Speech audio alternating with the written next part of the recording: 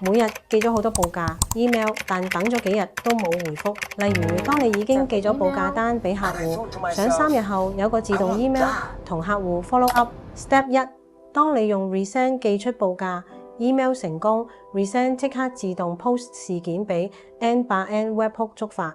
Step 2 N8N 收到資料後，用 edit fields 提取收件人、email、主題、code summary、寄送時間等關鍵資訊。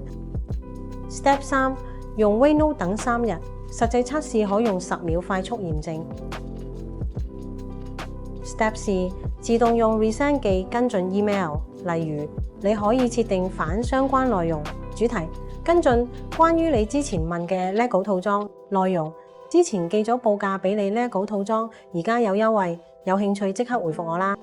Step 5順便將跟進記錄 append 落 Google Sheet， 寄送時間、客戶 email 跟進內容、狀態，方便之後追蹤或分析。萬一 resend 寄唔到 N8N 會有 error log， 你可以加 Telegram 或 email 通知自己，唔怕漏咗。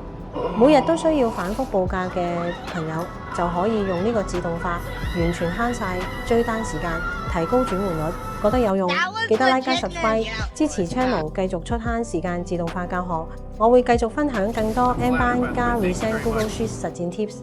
下條片見，拜拜。